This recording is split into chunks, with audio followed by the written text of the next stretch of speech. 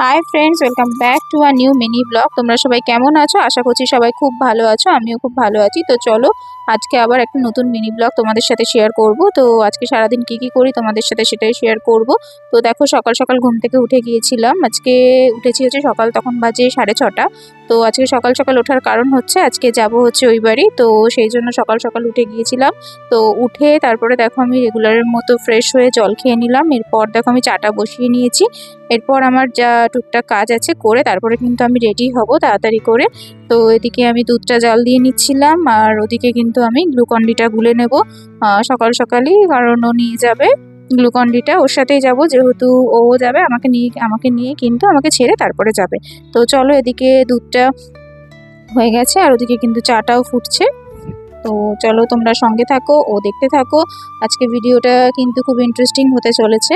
তো চলো, দেখতে থাকো।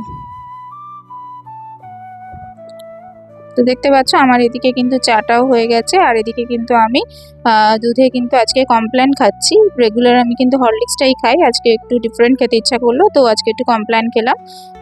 তো এই দেখো আমি রেডি হয়ে গিয়েছি। সমস্তটা খেয়ে দিয়ে তারপরে কিন্তু বিছানাটাও গুছিয়ে নিয়েছি। তা ওদিকে ও ফ্রেশ হতে গেছে, আর এদিকে কিন্তু আমি রেডি হয়ে নিয়েছিলাম। তো চলো, এরপরে কিন্তু আমি চলে এসেছি। দেখতেই পাচ্ছ আমি রাস্তায় কিন্তু কোনো ভিডিও করিনি।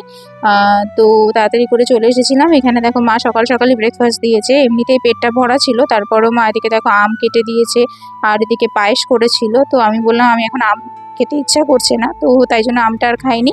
খেয়েছি হচ্ছে পায়েসটা কিন্তু খুবই ভালো হয়েছিল। তো দেখতেই পাচ্ছ আজকে বাইরের ওয়েদার কিন্তু গরমই ছিল, আর ভালোই কিন্তু রোদ ছিল, কিন্তু আস্তে আস্তে কিন্তু ওয়েদারটাও চেঞ্জ হচ্ছিল।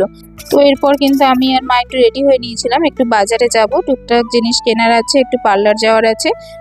তো চলো, তোমরা দেখতে থাকো ও সঙ্গে থাকো। আর আজকে কিন্তু শনিবার, আর আজকে কিন্তু পূর্ণিমা, এই জন্য কিন্তু আমি আর মা সবার প্রথমে কিন্তু বাজারে বেরিয়ে ঠাকুরের মন্দিরে চলে গিয়েছিলাম। এটা হচ্ছে বড় ঠাকুরের মন্দির।